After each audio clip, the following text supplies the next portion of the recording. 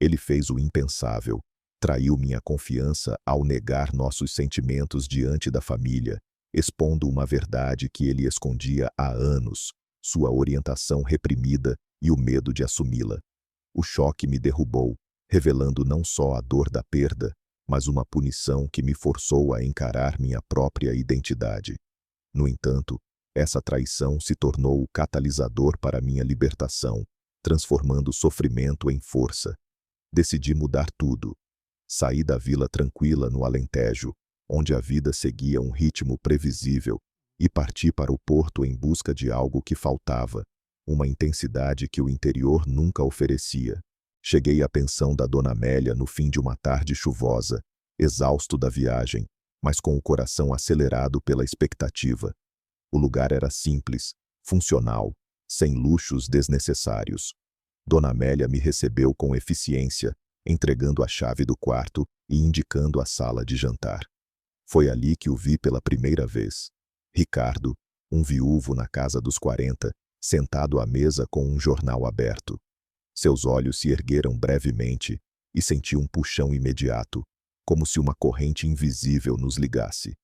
Ele acenou com a cabeça, mas sua postura rígida sugeria barreiras erguidas. Não demorou para o conflito surgir. Nos dias seguintes, enquanto procurava emprego na cidade, visitando cafés e lojas no centro histórico, voltava à pensão exausto, mas ansioso pelos jantares coletivos. Ricardo sempre se sentava no mesmo lugar, trocando poucas palavras com os outros hóspedes. Eu me aproximei com perguntas casuais sobre o porto, e ele respondia com brevidade, revelando fragmentos de sua vida. A perda da esposa em um acidente anos antes, o trabalho solitário como mecânico em uma oficina próxima. Mas havia algo mais, uma hesitação em seus gestos, como se cada conversa o aproximasse de um abismo que ele evitava. A atração cresceu rápido. Uma noite, no pátio da pensão, sob uma brisa fresca, nos encontramos por acaso. Eu fumava um cigarro para relaxar, e ele apareceu com uma xícara de chá. "Não consegue dormir?" perguntou, sentando-se ao lado. A conversa fluiu para além do superficial. Falei da minha saída do Alentejo, da sensação de estar perdido na cidade grande aos 25 anos. Ele ouviu, mas quando toquei em relacionamentos passados, sua expressão mudou. "A vida nem sempre é o que esperamos", disse, desviando o olhar. Senti uma faísca, o modo como sua mão roçou a minha ao passar a xícara. Foi acidental, mas o contato enviou uma onda de calor pelo meu corpo. Naquela noite, deitei na cama questionando: era só curiosidade ou algo mais profundo? O tensão aumentou nos dias seguintes. Durante um jantar, Dona Amélia comentou sobre a vizinhança conservadora, cheia de olhares curiosos para novatos como você. Ricardo interveio, defendendo-me com uma firmeza inesperada. "Deixe o rapaz em paz, Amélia. Ele está só se adaptando." Nossos olhares se cruzaram, e ali vi uma vulnerabilidade que ele tentava esconder. Mais tarde, no corredor, o confrontei. "Por que me defendeu?" Ele parou, próximo demais, e murmurou: "Porque vejo em você o que eu perdi, liberdade." O ar ficou carregado, e por um instante, pensei que ele se aproximaria mais, mas recuou, deixando-me com o pulso acelerado. Os encontros se intensificaram. Uma tarde, ajudei-o a carregar ferramentas para a pensão. Ele consertava uma fechadura quebrada. Nossas mãos se tocaram de propósito dessa vez, e ele não puxou de imediato. "Cuidado", disse com voz baixa, mas seus olhos diziam o oposto. Senti o conflito interno. Eu, vindo de uma família tradicional, onde tais sentimentos eram tabus, lutava contra a negação. Mas o desejo era inegável. Naquela noite, no pátio novamente, ele se abriu mais. Confessou um relacionamento antigo com um homem, antes do casamento, que terminou por pressão social. "Nunca assumi. Casei para corrigir as coisas", admitiu com amargura. Aquela revelação me atraiu ainda mais, mas plantou dúvida. E se ele repetisse o padrão? A pressão externa começou a se manifestar. Dona Amélia, sempre observadora, Lançou indiretas durante o café da manhã. Vocês dois andam muito juntos. Cuidado com as fofocas por aqui. Ignorei, mas Ricardo se retraiu, evitando conversas por dias. O conflito escalou quando o procurei em sua oficina. O que está acontecendo? Exigi. Ele hesitou. Não posso. Minha família, eles não entenderiam. Saí furioso, sentindo a primeira rachadura. Era atração mútua, mas o medo dele ameaçava tudo antes de começar. Dias depois, a tensão explodiu em um evento improvisado na pensão. Uma reunião de hóspedes para discutir reformas. No meio da discussão acalorada sobre custos, Ricardo e eu fomos empurrados para o mesmo lado da sala. Seu braço roçou o meu, e o contato durou segundos a mais que o necessário. Desculpe, murmurou, mas sua respiração acelerada traía o desejo. Após o evento, no corredor vazio, o confrontei novamente. Pare de fugir. Ele se aproximou, e por um momento, pensei que nos beijaríamos. Mas uma porta se abriu. Dona Amélia apareceu, interrompendo. Boa noite, disse ela, com olhos suspeitosos. Ricardo se afastou, deixando-me com raiva e frustração. O conflito se aprofundou. Comecei a notar olhares dos vizinhos, um casal idoso murmurando ao nos ver juntos na rua. Estranhos esses dois, ouvi uma vez. Isso alimentou minha insegurança. Eu estava pronto para assumir, mas Ricardo não. Uma noite, após uma discussão breve sobre o futuro, ele admitiu. Tenho medo de perder tudo de novo. Respondi. E eu? Estou arriscando também. Saí do pátio, o coração apertado, sabendo que a barreira dele poderia nos destruir. A crise se aproximava. Família de Ricardo anunciou uma visita surpresa. Sua irmã e cunhado, vindos de Lisboa. Ele me avisou. Eles são tradicionais. Não posso arriscar. Senti a traição se formando. Ele planejava negar tudo. No dia da chegada, durante o jantar, a irmã perguntou sobre mim casualmente. Ricardo respondeu friamente. Só um hóspede. Seus olhos evitaram os meus, e o golpe veio quando ela insistiu. Parece que vocês se dão bem demais. Ele riu forçado. Nada disso. Estou focado no trabalho. Saí da mesa, o estômago revirado. Naquela noite, sozinho no quarto, percebi. Era o começo das Rada. Mas não desisti. No dia seguinte, o confrontei na oficina. Você me negou na frente deles. Ele defendeu-se. É para proteger nós dois. Argumentei. Não, é para proteger você. A discussão escalou. Vozes altas ecoando no espaço vazio. Ele admitiu a verdade. Antes da minha esposa, eu amei um homem, mas neguei por causa da família. Casei para escapar do julgamento. O choque me paralisou. Era o mesmo padrão se repetindo. E agora? Perguntei. Ele baixou a cabeça. Não sei se consigo mudar. A tensão atingiu o pico quando a irmã dele, desconfiada, me puxou de lado. Meu irmão está estranho desde que você chegou. O que está acontecendo? Neguei, mas o pânico cresceu. Ricardo, ao saber, explodiu. Você vai arruinar tudo. Foi a gota d'água. Saí dali, determinado a forçá-lo a escolher.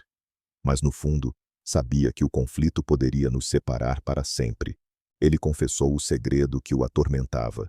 Um amor antigo por um homem, negado para se casar e escapar do julgamento familiar, mas agora ressurgindo com força incontrolável.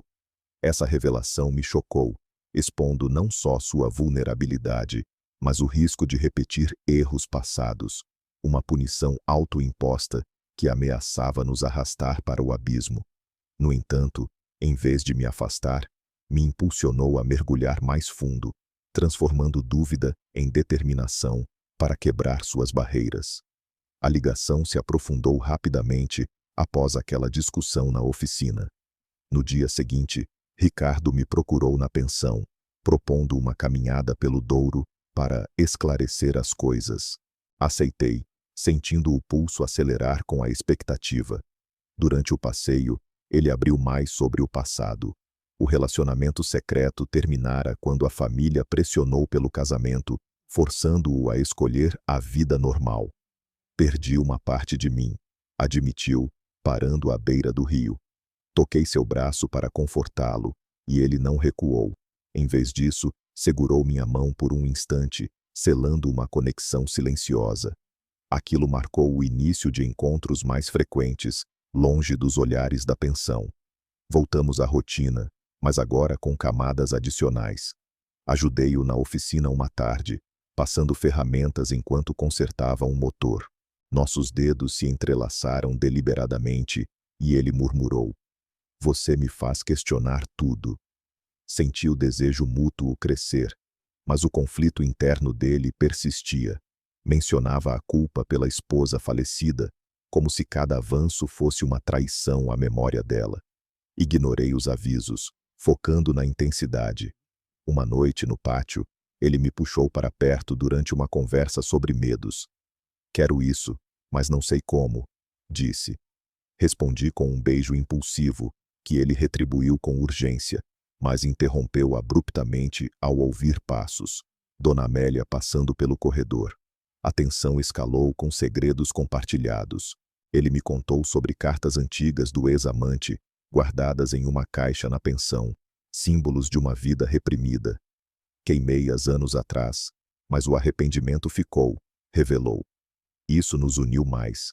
Planejei uma saída discreta para um café afastado, onde discutimos o futuro. "E se assumirmos?" perguntei. Ele hesitou. "Minha irmã viria a saber, e ela é rígida como o pai." Apesar da dúvida, o momento culminou em promessas sussurradas. Ele concordou em tentar, marcando nosso primeiro encontro íntimo, longe da pensão, em um parque isolado ao anoitecer. Ali, exploramos a atração com toques hesitantes que viraram passionados. Mas ele parou. "Não aqui, não assim." Saímos dali mais conectados, mas com o peso da discrição. Os conflitos internos se intensificaram. Dona Amélia, cada vez mais desconfiada, me interrogou durante o café. "Vocês saem juntos demais. Cuidado com problemas." Neguei, mas Ricardo se distanciou por dias, alegando trabalho. O procurei na oficina novamente. "Pare de me evitar." Ele admitiu. "Sinto culpa. Minha esposa merecia lealdade." Argumentei. "Ela se foi. Viva agora." A discussão terminou em um abraço tenso, mas plantou sementes de insegurança. E se sua hesitação nos destruísse? Aprofundamos a história com riscos crescentes. Ele me levou a uma viagem curta para Vila Nova de Gaia, fingindo ser uma saída de amigos. Lá, em um armazém abandonado, ele se abriu completamente. O casamento fora uma fachada para agradar a família conservadora, e a morte da esposa o deixara isolado. "Você me dá esperança", disse, puxando-me para um beijo mais profundo. Retornamos à pensão tarde, evitando olhares. Mas no dia seguinte, uma carta chegou, da irmã dele, anunciando outra visita. "Ela suspeita de algo", murmurou Ricardo, pânico nos olhos. Propus confrontá-la juntos, mas ele recusou. "Não estou pronto." A tensão atingiu novos patamares quando ajudei-o a esconder evidências, fotos antigas que poderiam revelar seu passado. Durante isso, tocamo-nos com urgência, mas ele interrompeu. "Isso é perigoso." Saí frustrado, questionando se valia o risco. Uma noite no pátio, ele me surpreendeu com um gesto decidido. "Quero tentar de verdade." Aceitei, e planejamos nos encontrar em um hotel discreto. Lá, a intimidade floresceu, com conversas sobre sonhos compartilhados interrompidas por toques que dissipavam dúvidas. Mas ao voltar, Dona Amélia esperava. Ouvi barulhos estranhos. O que andam fazendo? Os conflitos externos se avolumaram. Vizinhos começaram a comentar. Um deles confrontou Ricardo na rua. "Cuidado com esse rapaz novo." Ele defendeu-nos vagamente, mas depois me alertou. "Precisamos parar." Recusei. Não sem lutar. A discussão escalou para uma briga, onde ele admitiu temer perder o emprego se rumores se espalhassem. Reconciliamo-nos com promessas, mas a pressão social crescia. Amigos meus do Alentejo ligaram. questionando minha nova vida. Aprofundando ainda mais, exploramos limites. Ele me apresentou a um amigo de confiança que sabia do passado dele e nos aconselhou discrição. Portugal mudou, mas nem todos, disse o amigo. Isso nos encorajou, levando a noites de planejamento futuro, talvez mudar para Lisboa.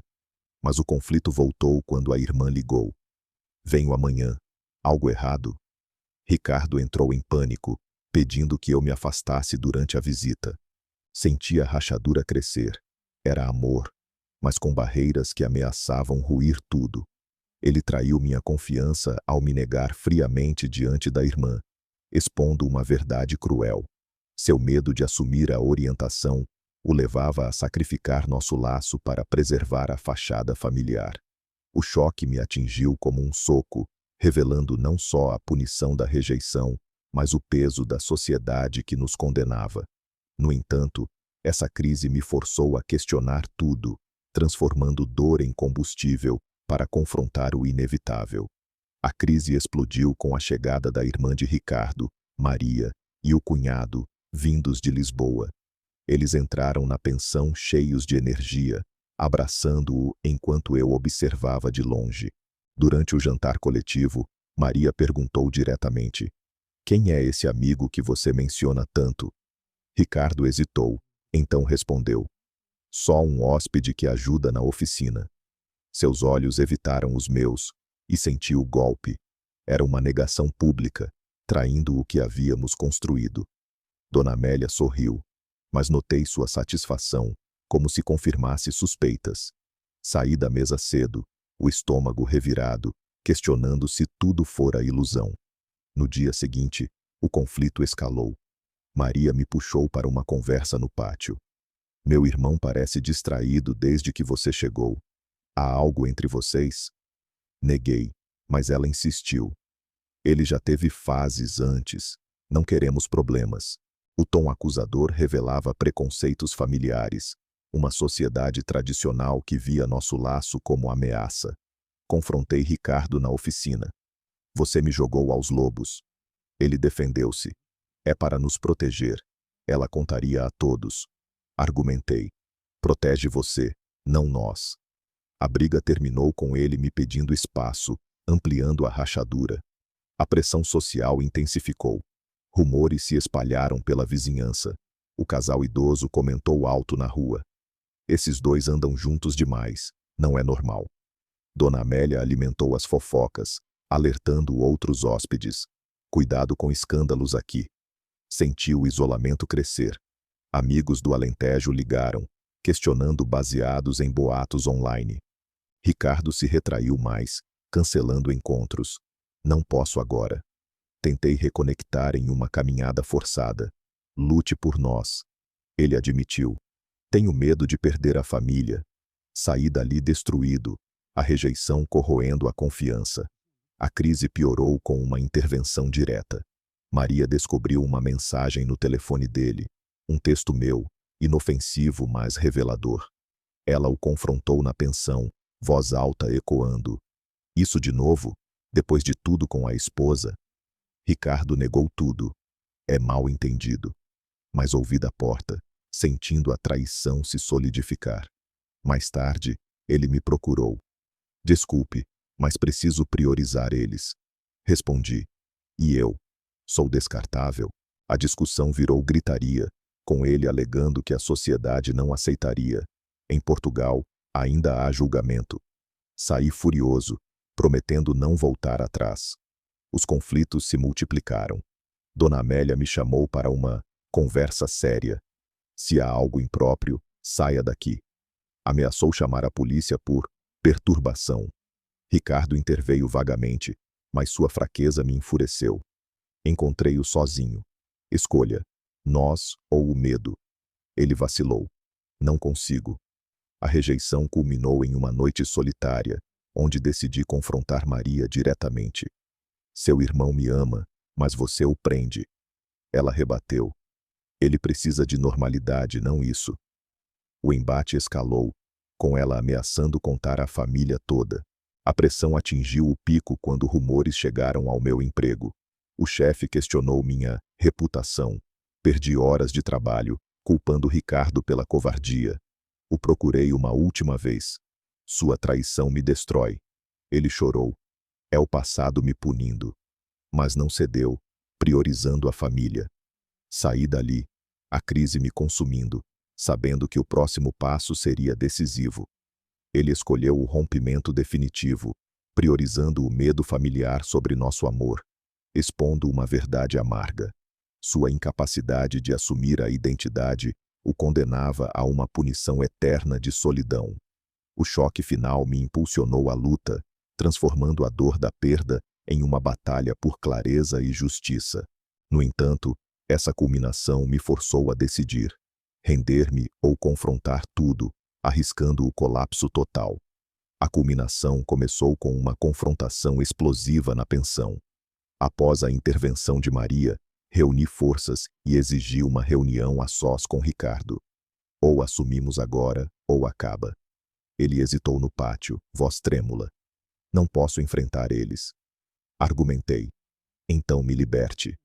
A discussão escalou para gritos. Ele admitiu repetir o erro do passado, sacrificando amores por aprovação. Você merece mais, disse, mas recuou ao ouvir Maria se aproximando. Ela interrompeu. Pare com isso. O trio virou caos, com ela acusando-me de influenciar ele. Fugi dali, mas o conflito não parou. No dia seguinte, Ricardo me procurou na rua. Vamos embora juntos. Aceitei inicialmente, mas duvidei. E sua família? Ele prometeu confrontá-los, marcando um encontro em um café. Lá, porém, vacilou novamente. Não consigo. A raiva explodiu. Joguei tudo na cara dele. Anos reprimidos, a traição à esposa, o ciclo vicioso. Ele rebateu. Você não entende a pressão. Saí. O rompimento iminente. A luta interna dele se manifestou em ações contraditórias. Ele mandou mensagens pedindo perdão, mas ao nos encontrarmos na oficina, negou. Foi um erro. Confrontamo-nos fisicamente. Empurrei-o contra a parede. Escolha. Ele cedeu momentaneamente, beijando-me com desespero, mas parou. Não, pare. A barreira ruiu parcialmente, mas a família interveio. Maria apareceu, tendo seguido-o. Eu sabia. O escândalo explodiu, com ela ameaçando deserdá-lo. A batalha escalou para o clímax. Decidi não fugir. Reuni Dona Amélia e vizinhos para uma reunião de esclarecimento. Ricardo chegou relutante. Expus tudo. Nos amamos, mas o medo o destrói. Maria interrompeu, chamando de aberração. Ricardo finalmente reagiu. Basta, eu sou assim. Mas recuou. Não, esqueça. O rompimento veio ali. Ele escolheu partir com a família, deixando-me sozinho. Acabou, murmurou. A luta continuou internamente. Sozinho, enfrentei o chefe, defendendo minha identidade. Demita-me se quiser. Ele hesitou, mas mantive o emprego. Ricardo ligou uma vez. Sinto falta. Recusei. Mude primeiro. O confronto final ocorreu quando ele voltou à pensão. Quero tentar. Mas eu, fortalecido, respondi. Tarde demais. Saí dali, o rompimento selado, mas com uma vitória pessoal. Não me rendi ao medo dele. Ele sofreu a punição de sua própria covardia, isolado pela família que tanto priorizara, enquanto eu descobria a verdade libertadora. Assumir a identidade traz justiça, não dor. O choque da separação se transformou em aceitação, revelando que a verdadeira esperança surge da coragem de ser autêntico. No fim, essa moral me guiou a uma vida nova, inspirando outros a quebrar correntes semelhantes. Meses após o rompimento, refleti sobre a justiça que veio devagar. Ricardo, punido pela escolha, perdeu contato com amigos ao se isolar em Lisboa com a família. Ouvi por um conhecido que ele questionava tudo, arrependido, mas preso ao padrão antigo. Eu, por outro lado, abracei a aceitação. Juntei-me a uma comunidade LGBT no Porto, participando de eventos que promoviam visibilidade. Ali, encontrei apoio, amigos que compartilhavam histórias semelhantes, ajudando-me a processar a dor. A esperança cresceu com ações concretas. Voltei ao Alentejo para confrontar minha família. Sou gay, e isso não muda. Eles reagiram com surpresa inicial, mas o diálogo abriu caminhos. Minha mãe, após dias, aceitou. Quero sua felicidade. Isso fortaleceu minha identidade, transformando o sofrimento em lição.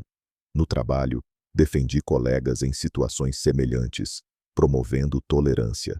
A moral se solidificou quando Ricardo reapareceu, meses depois na pensão.